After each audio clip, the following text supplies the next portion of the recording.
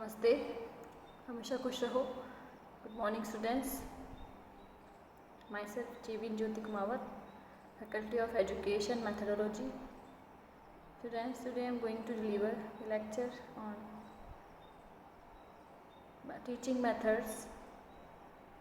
As we have discussed some methods in our last classes, today I have the project method. Project method is one of the modern method of teaching in which the students' point of view is given importance in designing the curricula and content of studies. This method is based on the philosophy of pragmatism and the principles of learning by doing. This method was proposed by W.H. Kilpatrick. In this method, pupils are assigned such a project to be done which has directly utility for students as well as teachers.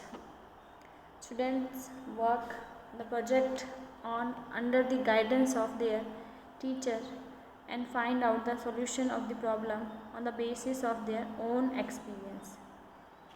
Now, there are some types of projects in project method: constructive projects, aesthetic projects, problematic projects.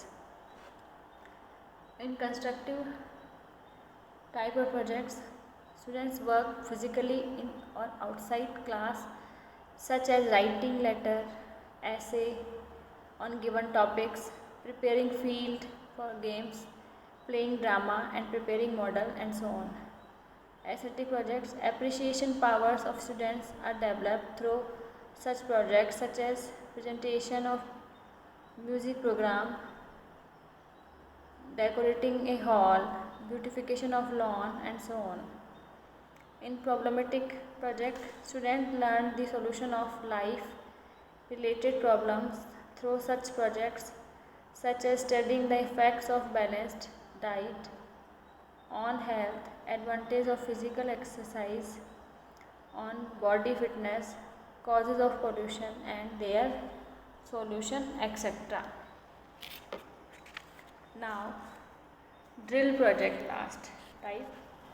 Working capacities and automation of students are increased through such projects such as filling in the map, coloring the art and pictures, life cycles of plant and animal, etc.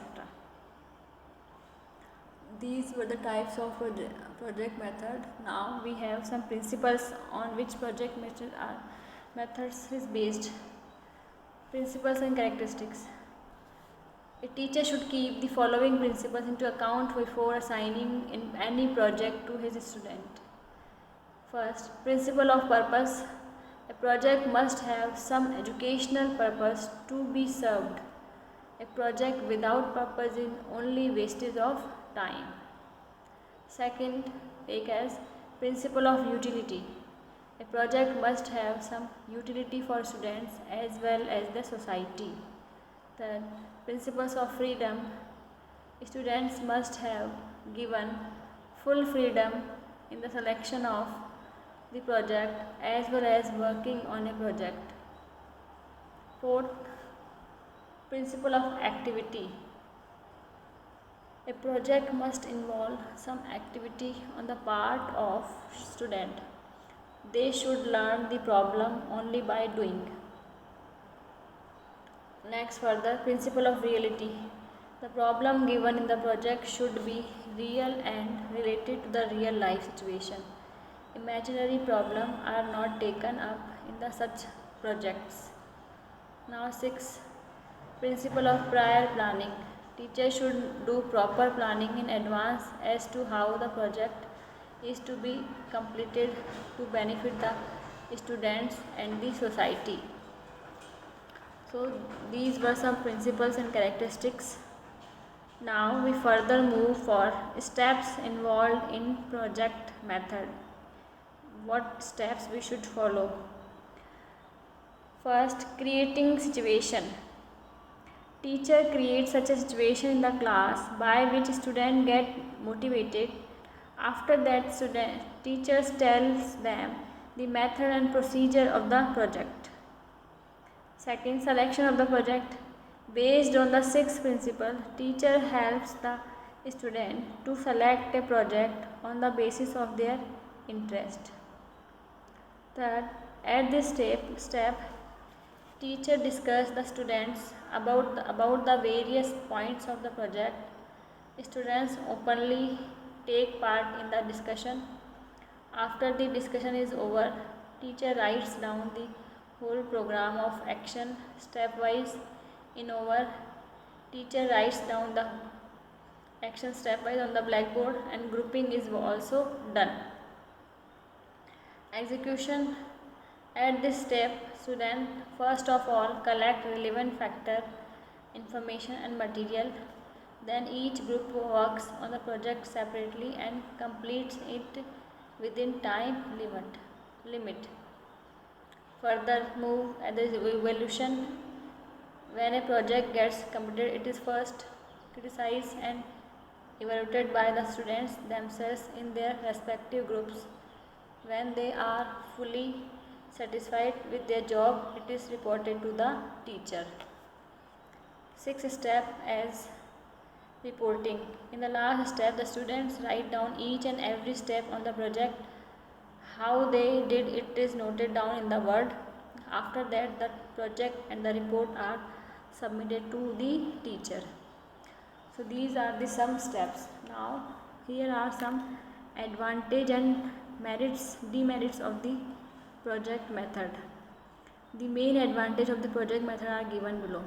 Like, based on principle of learning, this method of teaching is based on the three important principles: law of readiness, law of exercise, law of effect.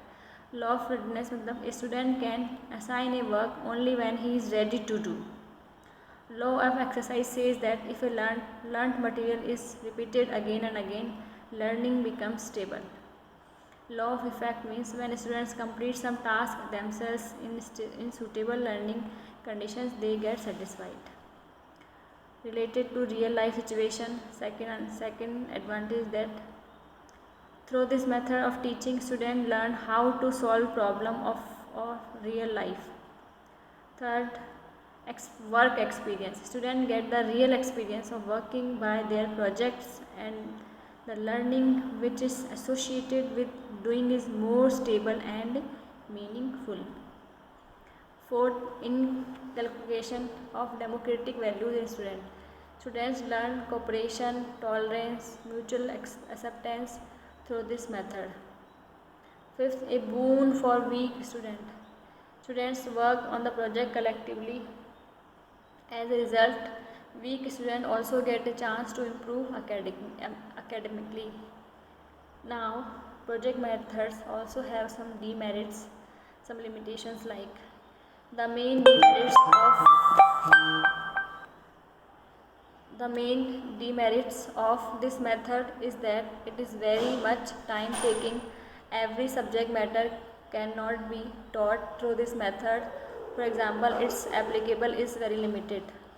Now last demerits, as we can see, like individual evaluation of students' performance is not possible. Thank you.